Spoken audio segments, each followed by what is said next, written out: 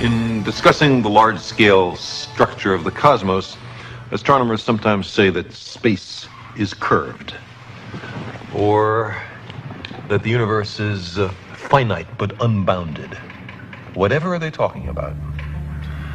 Let's imagine that we are perfectly flat. I mean absolutely flat. And that we live, appropriately enough, in Flatland, a land designed and named by Edwin Abbott, a Shakespearean scholar who lived in Victorian England. Everybody in Flatland is, of course, exceptionally flat. We have squares, circles, triangles, and we all scurry about, and we can go into our houses and do our flat business. Now, we have width and length, but no height at all. Now, these little cutouts have some little height, but let's ignore that. Let's imagine that these are absolutely flat. That being the case, we know, us Flatlanders, about left-right, and we know about forward-back, but we have never heard of up-down. Let us imagine that into Flatland, hovering above it, comes a strange three-dimensional creature which, oddly enough, looks like an apple. And the three-dimensional creature sees an attractive, congenial-looking square, watches it enter its house, and decides in a gesture of interdimensional amity to say hello. "Hello," says the three-dimensional creature. "How are you? I am a visitor from the third dimension." Well, the poor square looks around his closed house, sees no one there, and what's more, has witnessed a greeting coming from his insides, a voice from within. He surely is getting a little worried about his sanity. The three-dimensional creature is unhappy about being considered a psychological aberration, and so he descends to actually enter Flatland. Now, a three-dimensional creature exists in Flatland only partially. Only a plane, a cross-section through him can be seen. So when the three-dimensional creature first reaches Flatland, it's only the points of contact which can be seen, and we'll represent that by stamping the apple in this ink pad and placing that image in Flatland. And as the apple were to descend through, slither by Flatland, we would progressively see higher and higher slices, which we can represent by cutting the apple. So the square, as time goes on, sees a set of objects mysteriously appear from nowhere and inside a closed room and change their shape dramatically. His only conclusion could be that he's gone bonkers.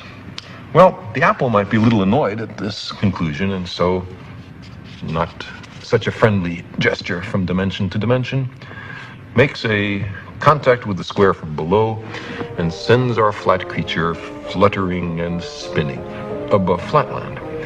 At first, the square has no idea what's happening. He's terribly confused. This is utterly outside his experience. But after a while, he comes to realize that he is seeing inside closed rooms in Flatland. He is looking inside his fellow flat creatures.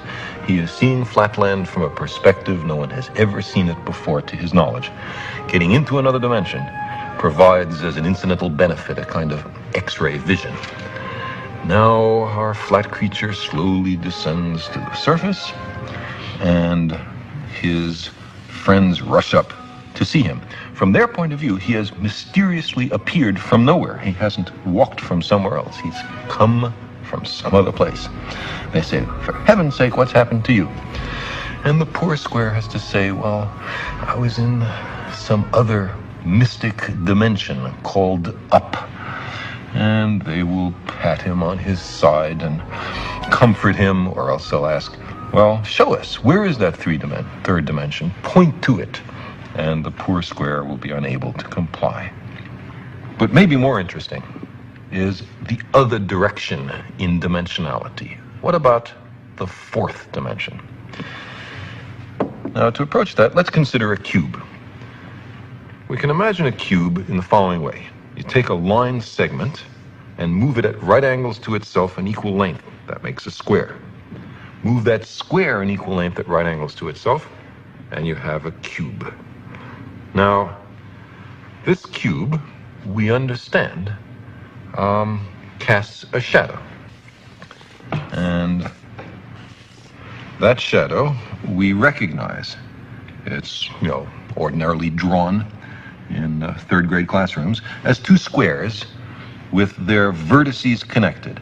Now, if we look at the shadow of a three-dimensional object in 2 dimensions, we see that, in this case, not all the lines appear equal. Not all the angles are right angles. The three-dimensional object has not been perfectly represented in its projection in 2 dimensions, but that's part of the cost of losing a dimension in the projection. Now, let's take this three-dimensional cube and project it, carry it through a 4th physical dimension. Not that way, not that way, not that way, but at right angles to those 3 directions. I can't show you what direction that is, but imagine that there is a 4th physical dimension.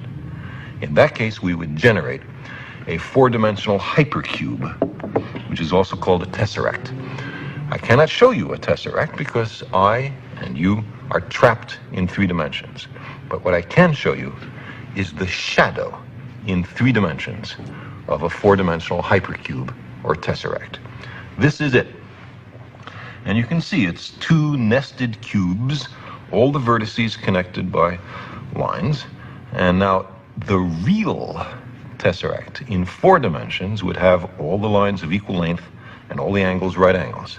That's not what we see here, but that's the penalty of projection. So you see, while we cannot imagine the world of 4 dimensions, we can certainly think about it perfectly well. Now, imagine a universe just like Flatland, truly 2-dimensional, and entirely flat in every direction, but with one exception. Unbeknownst to the inhabitants, their 2-dimensional universe is curved into a 3rd physical dimension, maybe into a sphere, but at any rate, into something entirely outside their experience.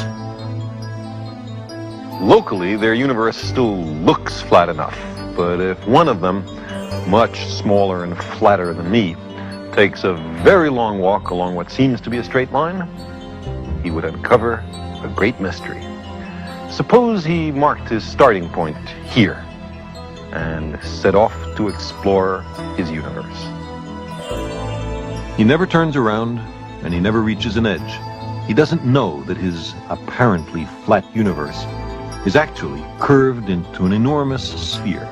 He doesn't sense that he's walking around a globe. Why should his space be curved? Because there's so much matter in this universe that it gravitationally warps space, closing it back on itself into a sphere. But our Flatlander doesn't know this. After a long while, he'll find he somehow returns to his starting point. There must be a 3rd dimension.